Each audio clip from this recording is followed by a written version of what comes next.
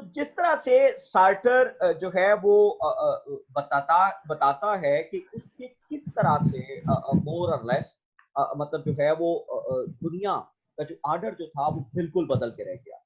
दुनिया किस तरह से चेंज होके रह गई, दुनिया में किस तरह से मतलब कोई यूनिवर्सल मॉरल ऑर्डर जो था वो एग्जिस्ट नहीं कर रहा।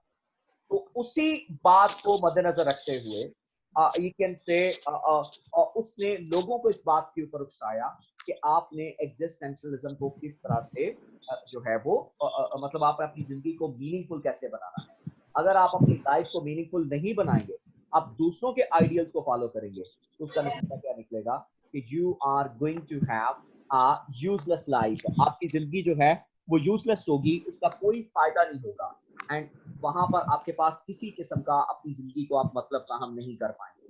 आप अपनी जिंदगी को मतलब तभी फ्राहम कर पाएंगे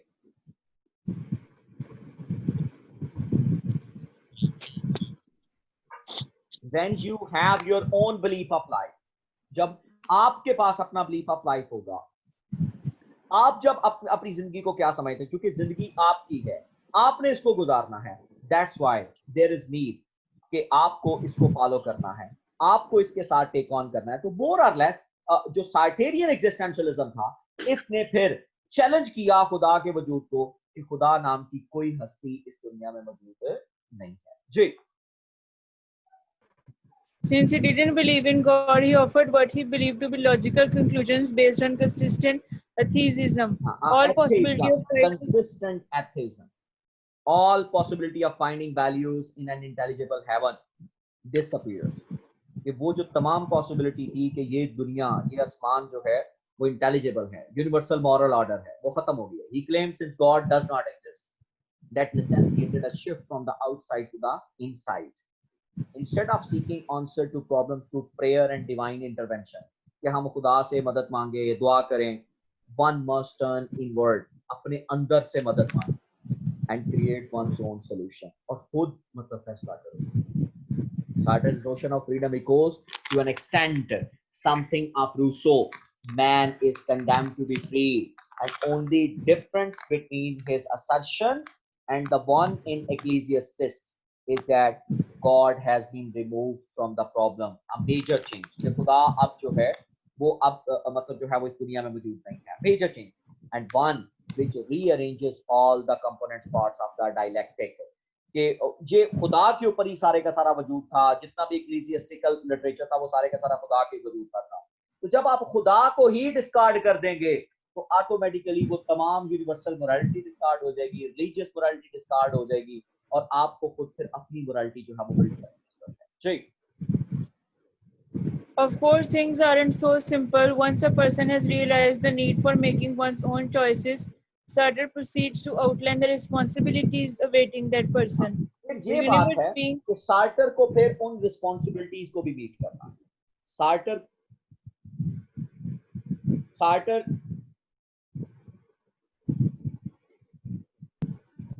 तो सार्टर के जब आप चॉइसेस लेंगे तो फिर आपके ऊपर मजीद फर्दर क्या होगा, you are meant to follow some of the responsibilities. आपको फिर कुछ ना कुछ जिम्मेदारियों को भी बर्दाश्त करना है। जाहिर सी बात है कि आप फिर किसी और के ऊपर ये शिफ्ट नहीं कर सकते कि फलां बंदे ने किया। No, you are responsible because you make the choice. The universe being irrational and absurd has no meaning. Man is free to choose, hence to act, hence to give his life personal meaning। उसको अपनी जिंदगी को खुद meaning देना है। It is this confrontation with meaninglessness that creates tormenting anguish, which Sartre call nausea। कि जब खुदा नहीं है और खुदा के वजूद के बगैर ये दुनिया क्या है, it is meaninglessness, it is this confrontation with meaninglessness। और ये हमारे अंदर एक तरह से एंग्विश, गुस्सा पैदा करती है, और हम एक तरह से नॉजिएटेड फील करते हैं कि जब खुदा ही नहीं है, जब कोई यूनिवर्सल मॉरल ऑर्डर ही नहीं है, तो फिर हम इस दुनिया में क्यों जिंदा हैं, हमारा यहाँ पे आने का क्या काम है। All of a sudden you realize that things doesn't seem to have any meaning, or that your value system seems to be absurd। This is what underlies the concept of nausea। कि जब आप ये feel करते हो खुदा नहीं, ये system जो है वो सारे का सारा मतलब फेक है, बेसलेस सिस्टम है, ऐसी शक्ल फिर आपके पास सिर्फ एक ही ऑप्शन है कि आप नॉजिएटेड फील करें, आप मतलब जो है वो अपने ऊपर मतलब जो है वो अपनी पोजीशन के ऊपर ये सोचें कि हम इस दुनिया में फिर क्यों हैं। तो ऐसी शक्ल में फिर क्या होगा, you will have to accept freedom. You can say certainly a person can decide not to accept freedom. For those who do not accept it, however, this freedom brings with the considerable consequences. If the universe is absurd without meaning, then people living in it are likewise.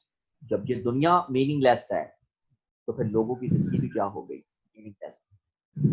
अब ऐसी जिंदगी को meaningful बनाने के लिए क्या करना है? You have to make your choices with responsibility until they choose to create it. Man is only what he does. इंसान वही है जो वो करता है। Man becomes what he chooses to be. इंसान वही बनता है जो वो फैसला करता है। तो Sartre draws a sharp distinction between being and existence. ये वो being and existence के अंदर जो है वो एक बहुत बड़ा मतलब जो है वो distinction पैदा करता है। So यहां आप जो सार्टर का जो पॉइंट ऑफ व्यू है वो बहुत क्लियर है कि जो between being and existing, being जो है हम इस दुनिया में पैदा हो गए, वी आर बीइंग, लेकिन एग्जिस्ट नहीं कर रहे। एग्जिस्ट कब कर रहे हैं?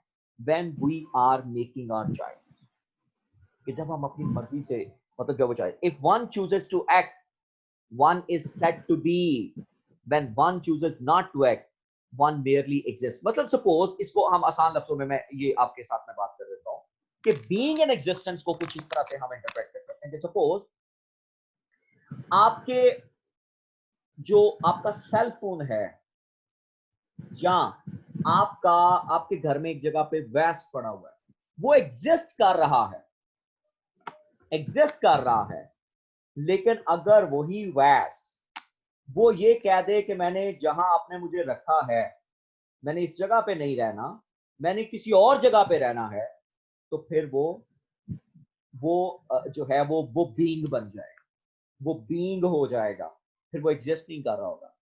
असल में हम दुनिया में सिर्फ एग्जिस्ट करते हैं। बीइंग कब बनते हैं? कि जब हम लोग अपनी मर्जी से अपनी चॉइस करते हैं। सपोज हम मतलब उठते हैं, खाते हैं, पीते हैं, सोशल वैल्यूज को फॉलो कर रहे हैं, वी आर एग्जिस्टिंग।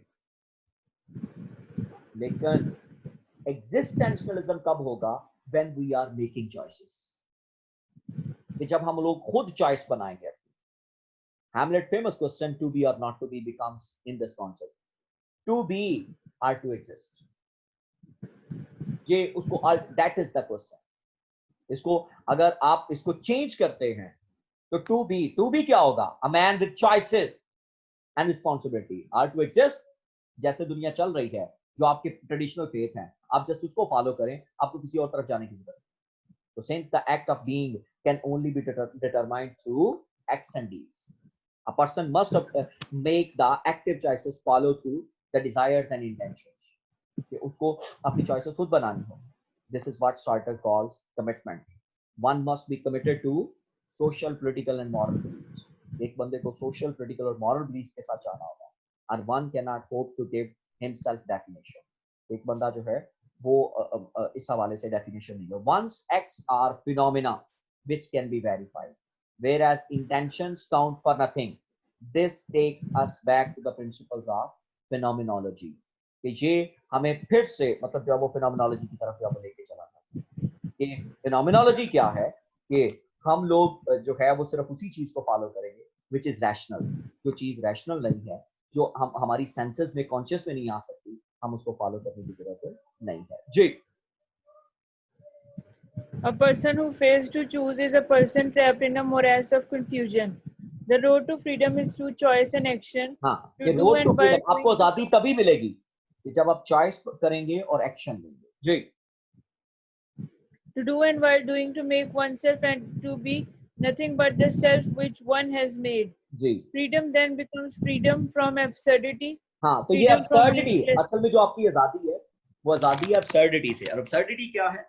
कि this world is meaningless, this world is nothingless।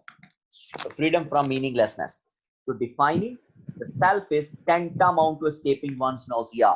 कि वो जो आपको एक nauseated आप फील कर रहे थे, ये तो दुनिया ही मीनिंगलेस है. जब दुनिया मीनिंगलेस है तो मेरा वजूद ही मीनिंगलेस है. आप इस मीनिंगलेसनेस से फिर जान छुड़ा लेते हैं. कब छुड़ा लेते हैं?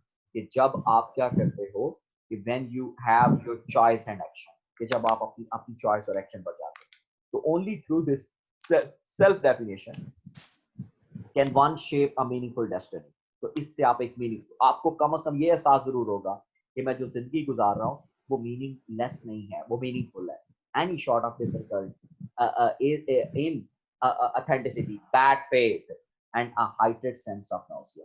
The French philosopher Robert, you can say Champagny, sums up the rejection of religion by pointing out that Sartre's main objection to the more authentic brands of Christian morality, कि वो जो है वो objection था Christian is that they provide an inadequate statement of ethical problems. कि वो ethical problems की adequate statement नहीं देते and can serve only as a mask of irresponsibility. कि जिससे हम लोग अपने तमाम एक्शन को, ये तो खुदा की मर्जी थी, हम उसके ऊपर डाल देते हैं. In other words, by surrendering one's problems to an outside force, one is sacrificing freedom to find personal solutions. कि वो अपने मसाइल को हल कर सके. So one is also, in a sense, passing the buck to God instead of carrying through with the personal engagement. वो खुद engage होता है. And this form of random obedience for Sartre is the ultimate in bad faith. So that is the, you can say, concept of Sartre regarding, you can say, existence.